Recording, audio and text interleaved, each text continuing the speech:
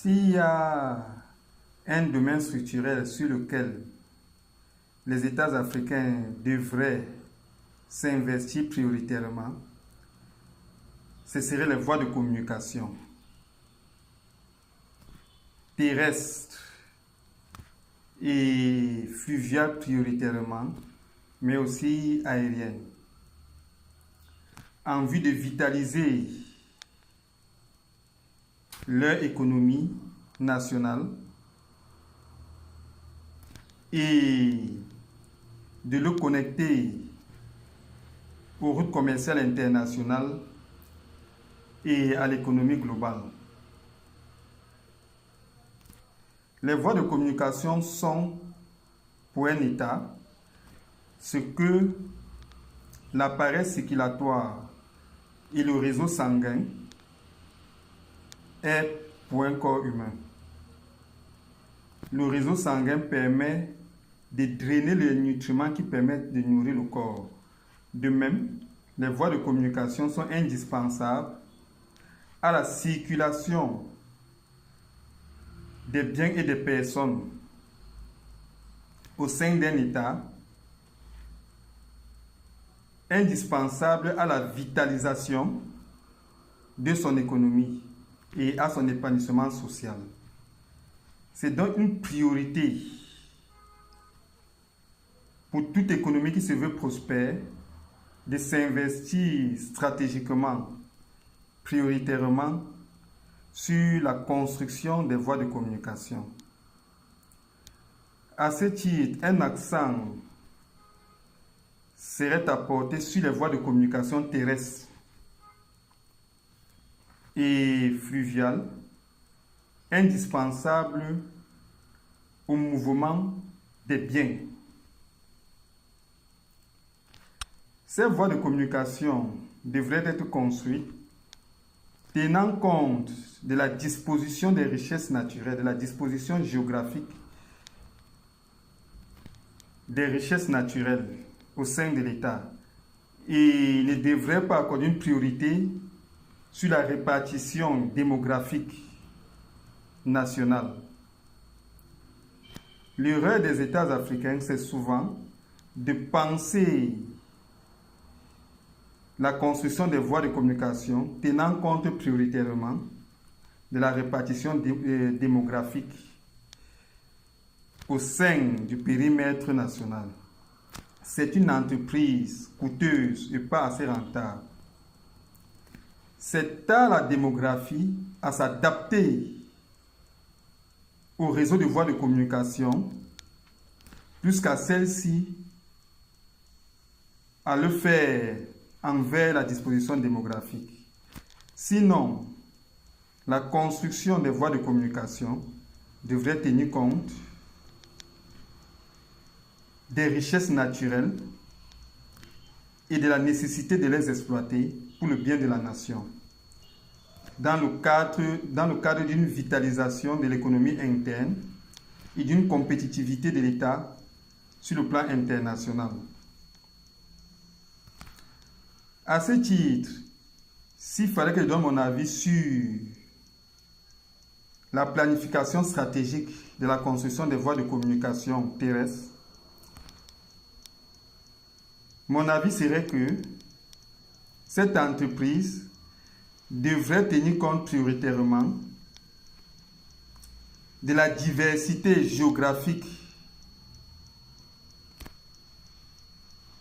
de l'État qui permettrait l'exploitation du potentiel agricole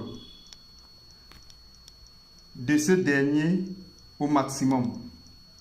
En fait, les réalités géographiques correspondent à la variété des produits agricoles que l'État pourrait justement produire.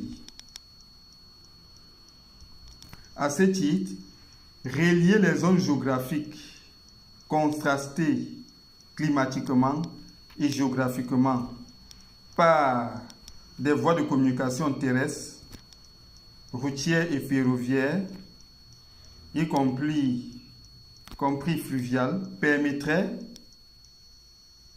l'exploitation au maximum du potentiel agricole de cet État, l'agriculture étant un domaine essentiel pour la prospérité économique de toute nation.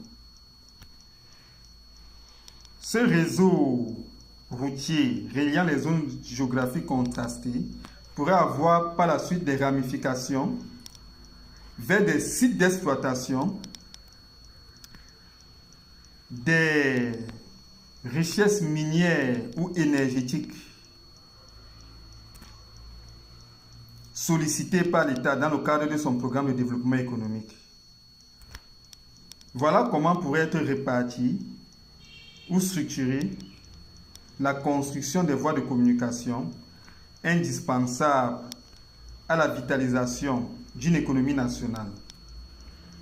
Bien sûr, ces voies de communication-là, stratégiquement pensées à l'intérieur du périmètre national, devraient être aussi connectées aux routes commerciales internationales, en vue ainsi d'une liaison entre l'économie nationale et le marché international. Toute économie ayant besoin très souvent de proposer des richesses sur le plan international en contrepartie d'autres qui lui seraient utiles dans le cadre de la prospérité sociale et économique de ses citoyens. Voilà en gros comment pourrait être structurée ou penser la construction des voies de communication en vue d'une exploitation maximale des richesses naturelles des États africains pour leur prospérité économique.